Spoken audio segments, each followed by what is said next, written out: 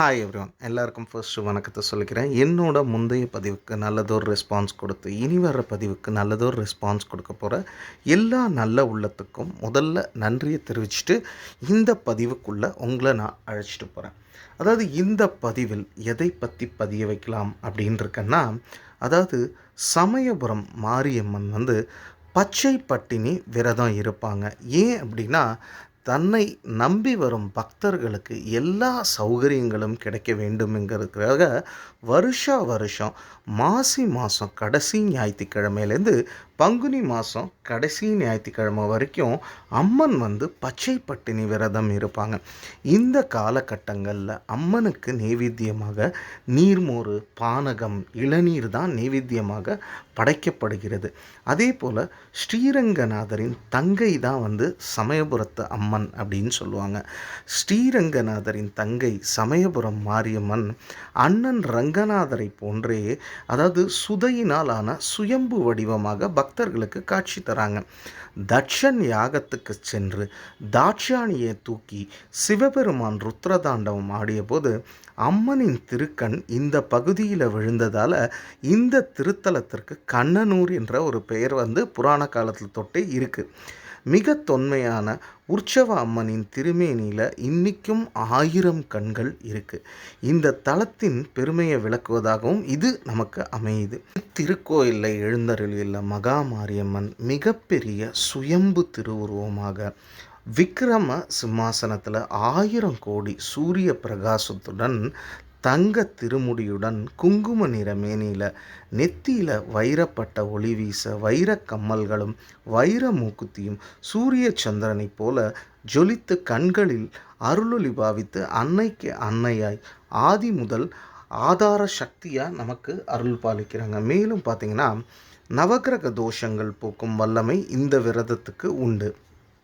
அதாவது அம்மனின் சுயம்பு திருமேனியில் நவகிரக ஆதிக்கத்தை உள்ளடக்கி நவகிரகங்களை நவ சர்ப்பங்களாக திரித்து அருள்பாலிப்பதால் அம்மனை தரிசனம் செய்யும்போது நமக்கு நவகிரக தோஷங்கள் நீங்கும் என்பது ஒரு நம்பிக்கையாகவே சொல்லப்படுகிறது, ஐதீகமாகவும் பார்க்கப்படுகிறது.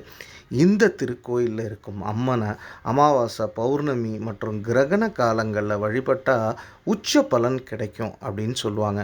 இந்த தலத்தில் வழிபட்டால் ராகு கேது தோஷம் நிவர்த்தியாகும் என்பதற்கு இந்த கோயிலின் மேலே உள்ள கூரையில் சிற்ப சான்றுகள் இருக்குது. 27 நட்சத்திரங்களின் ஆதிக்கங்களையும் தன்னுள் அடக்கி 27 எந்திரங்களாக திருமேனி பிரதிஷ்டையில் மகாமாரியம்மன் அருள் பாலிப்பது அப்படி ஒரு சிறப்பு அம்சமாகும். மேஷம் முதல் மீனம் வரையிலான 12 ராசிகளுக்கு அதிபதியாக அம்மன் ஆட்சி புரிகிறாங்க என்பதற்கும் சிற்ப சான்றுகள் இங்கே இருக்குது. இந்த திருக்கோயிலில் அம்மன் அஷ்டபுஜங்களுடன் வீற்றிருப்பது வேறு எங்கேயுமே மாரியம்மன் கோயிலில் காணவே முடியாத ஒரு சிறப்பான ஒரு காட்சியாகும். மாரியம்மன் வடிவங்கள்லேயே ஆதிபீடம் சமயபுரம் தான். எனவே இந்த திருக்கோயிலில் எழுந்தருளியுள்ள மகாமாரி பதம் மாறி சிவபதத்தில் மிகப்பெரிய சுதை சுயம்பு திருவுருவமாக நமக்கு அருள்பாலிக்கிறாங்க, காட்சியளிக்கிறாங்க. அடுத்தது, இந்த பச்சை பட்டினி விரதம் அப்படிங்கிறது ஏன்? உலக நன்மைக்காகவும் இந்த திருக்கோயிலில் தன்னை தரிசிக்க வரும் அன்பான பக்தர்களுக்கு எல்லா நோய்களும் தீவினைகளும் அணுகாது, சகல சௌபாகியங்களும் கிடைக்க வேண்டுங்கிறதுக்காக, அதாவது மாசி மாதம் கடைசி ஞாயிற்றுக்கிழமையிலேருந்து பங்குனி மாதம் கடைசி ஞாயிற்றுக்கிழமை வரைக்கும் அம்மனே பக்தர்களுக்காக 28 நாள் பச்சை பட்டின விரதம் இருப்பது இந்த திருக்கோயிலின் தனி சிறப்பாகும்.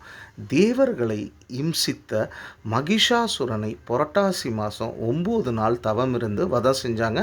அன்னை ஆதிபராசக்தி மகிஷாசுரனை வதம் செய்த பாவம் தீரவும் தன் கோபம் தணியவும் சோழ வளநாட்டின் தலைநகர் திருச்சிக்கு நேர் வடக்கே காவிரி வடகரையில் வேம்பு காட்டில் கௌமாரி என்று பெயர் பூண்டு சிவப்பு நிறங்கொண்ட மஞ்சள் ஆடை திரித்து உடல் முழுக்க வாசனை புஷ்பங்களால் மலை போல் குவித்து உண்ணா நோம்பிருந்து பல ஆண்டு காலம் தவம் செஞ்சு அதோட பயனாக சாந்த சுரூபினியாக சர்வாரட்சகியாக மாரியம்மன் என்ற பெயரில் நமக்கு அருள் பாலிக்கிறார். இது புராண வரலாற்றின் அடிப்படையில் தான் சமயபுரம் மாரியம்மன் கோயிலில் வருஷம் மாசி மாதம் கடைசி ஞாயிற்றுக்கிழமை முதல் பங்குனி மாதம் கடைசி ஞாயிற்றுக்கிழமை வரை அம்பாள் பச்சை பட்டினி விரதம் இருந்து உலக ஜீவன்களை ரட்சித்து வர்றாங்க.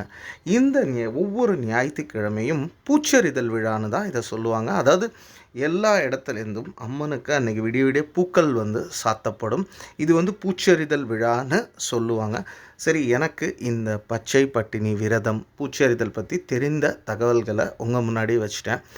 அந்த சமயபுரத்து மாரியம்மன் அருளால் உங்கள் எல்லாரோட வாழ்க்கையிலையும் சகல சௌகரியங்களும் சந்தோஷங்களும் வீச வேண்டும்னு சொல்லிட்டு இந்த பதிவை நிறைவு செய்கிறேன். வழக்கம் போல் தான் பதிவுகள் பிடிச்சிருந்தால் லைக் பண்ணுங்கள், தெரிஞ்சவங்களோட ஷேர் பண்ணுங்கள், சேனலை சப்ஸ்கிரைப் பண்ணுங்கள், வீடியோவை முழுசாக பாருங்கள். நன்றி, வணக்கம்.